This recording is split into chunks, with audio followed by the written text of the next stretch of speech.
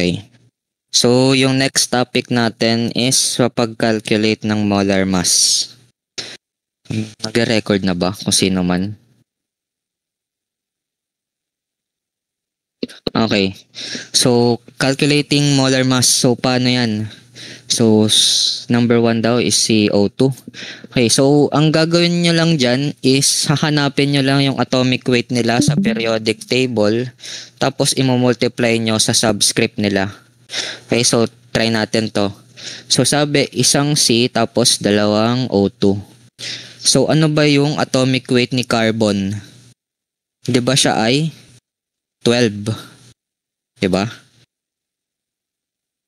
12 siya. Tapos, ilan yung subscript niya? Isa lang. So, times 1. Okay? Ngayon, ano yung atomic weight ni oxygen? Di ba siya ay 16? Tapos, dalawa daw yung subscript niya. So, ita times 2 natin. Yan. So, 12 times 1 is 12. 16 times 2 is 32.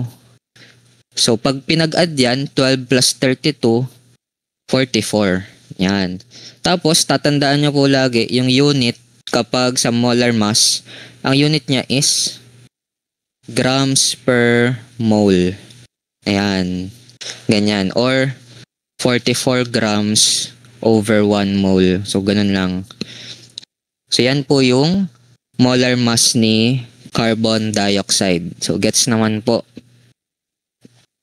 Gets niya yan. Okay.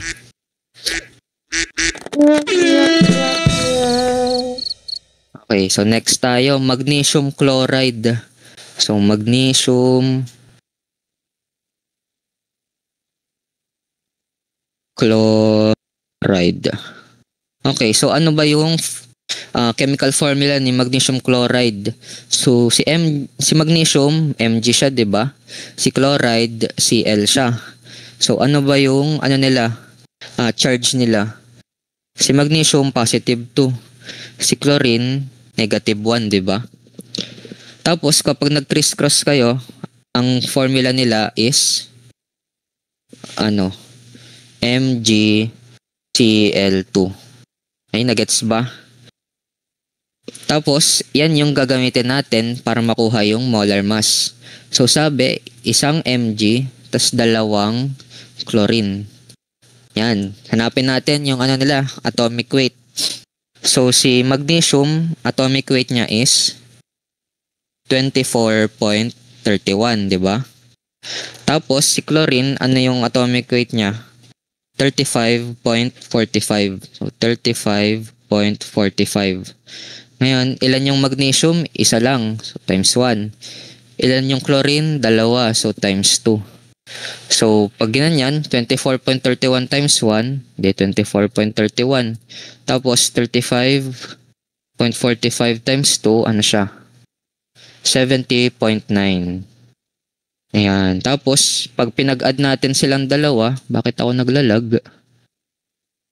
Plus 24.31, ang molar mass daw is 95.21.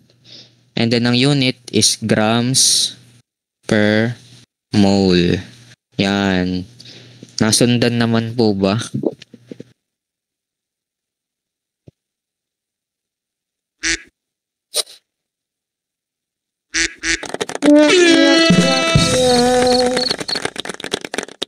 Okay. So, ganun lang po sa molar mass. So, ito, try nyo to. Copper 2 sulfate. Try nyo kunin yung molar mass. So, gagawin nyo, kukunin nyo yung chemical formula niya. Tapos, hahanapin nyo yung atomic weight and then multiply nyo sa subscript. So, ano kaya ang molar mass ni copper 2 sulfate? Ang dami naman. Ha? Ang dami na kakapagod dyan.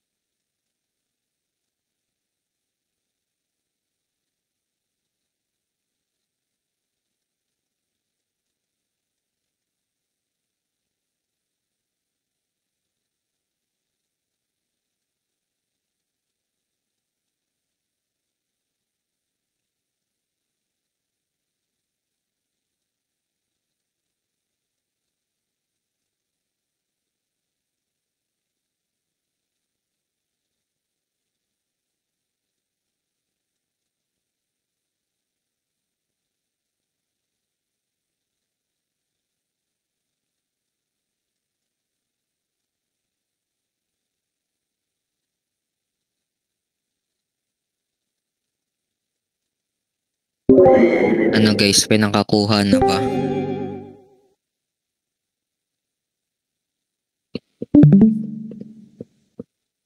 Kahit nga isolve ko rin.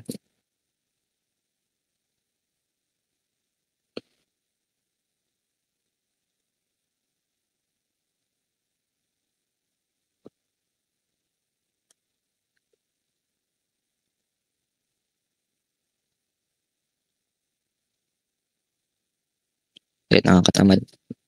Ano guys, may nakasolve na ba? Hello, hello, hello, hello, hello, hello, hello.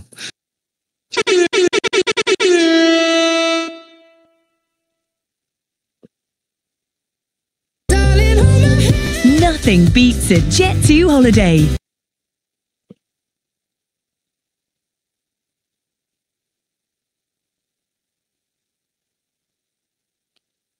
One, 159.6 teacher, sabi nung isa dyan. So check natin kung tama. Ang tulog na ata mga gisingin mo nga, Von.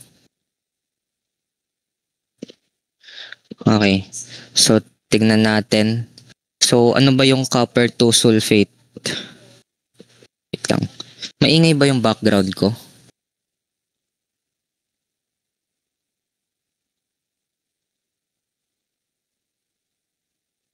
Okay. So check natin kung tama. Wow, ang galing. Tama si Junix. 159.6 grams per mole. Palakpakan natin.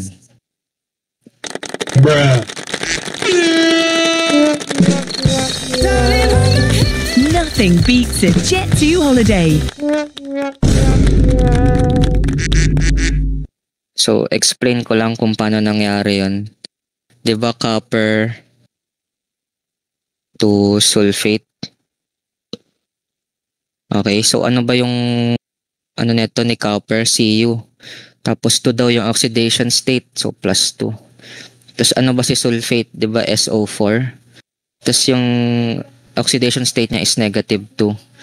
So pag nag-crisscross, magiging CuSO4. Yan. Tapos, lalagay niya na yung mga atomic weight nila. So ano ba si Cu? 63.55. Si sulfur, 32.06. Si oxygen, 16. Tapos 4 daw, so times 4. So kung ilalagay natin, 16 times 4 plus 32.06 plus 63.55, ang sagot 159.6. So yun po yun. Okay? Okay, so next topic tayo. Thermochemical equations. So kung sino man nagre-record dyan, pwede mo na i-cut. Tapos next topic tayo.